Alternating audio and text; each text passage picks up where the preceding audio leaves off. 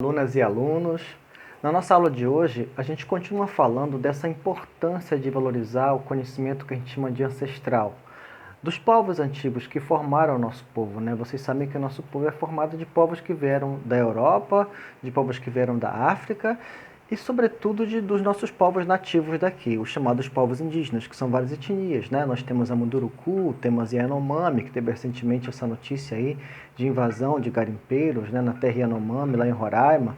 Nós temos os índios Tembé aqui no Pará. Existem muitos indígenas, né, por todo o Brasil.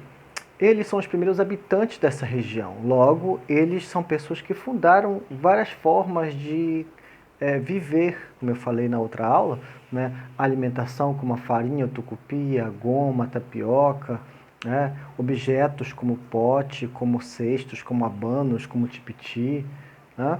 Peneiras. Então a gente tem uma cultura como a rede, né? Uma cultura ancestral. Para além disso, pessoal, é importante entender que essas civilizações criavam histórias míticas. E assim como tem a religião cristã, a religião judaica e outras religiões, né? Cada povo tem a sua liberdade para escolher suas crenças. É importante a gente conhecer essas crenças antigas. Claro que cada etnia diferente tem crenças diferentes, né? Mas é importante a gente conhecer essas crenças indígenas, esses mitos, essas histórias, para quê? Porque elas são só engraçadas? Não. É importante respeitar a cultura desses povos para entender como é que pensavam eles. Porque, entendam, não são só histórias de divindades, de coisas sagradas. Essas histórias servem para a gente entender três coisas principais. Primeiro, que para os indígenas, tanto os antigos como os indígenas que estão vivendo até hoje no nosso país, em toda a região, toda a América, né? Em todos os países da Amazônia, inclusive na nossa Amazônia aqui, para esses indígenas, primeira coisa importante, tudo era divino e tudo é divino, ou seja, esse respeito que eles têm pela água, pela floresta, pelos animais, né? E por tudo que está à volta deles, significa que o índio não polui, o índio não destrói, porque ele considera tudo sagrado, tudo é uma dádiva, tudo é uma bênção divina, um presente, tá?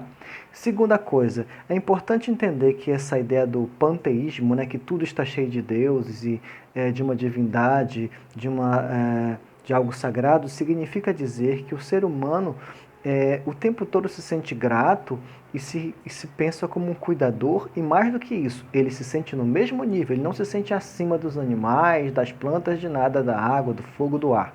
O ser humano, para os indígenas, se sente no mesmo nível de todos. Nós somos irmãos das coisas. Tá?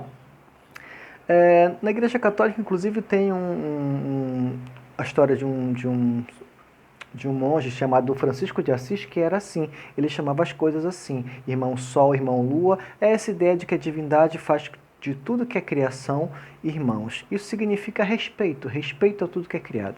E para a gente finalizar, o importante de conhecer isso é entender como é que essas pessoas pensavam, não só para criar histórias, mas vocês vão ver que nessas histórias que a gente vai ver já o vídeo daqui a pouco sobre esses mitos indígenas, sobre essas histórias desses povos que são nossos ancestrais, nossos antepassados, né?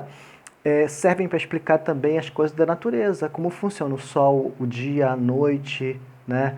a lua, né? Os animais, quer dizer, que forças são essas? E para isso a gente precisa entender que, como não tinha ciência, geografia para explicar o que são planetas, né? Por que tem dia, noite, movimento da Terra e tudo isso, como é que se explicavam as coisas então nas civilizações antigas? Se explicavam com esses mitos, com essas histórias. Então você tem essa utilidade também, que é para entender o que está à nossa volta. É isso aí.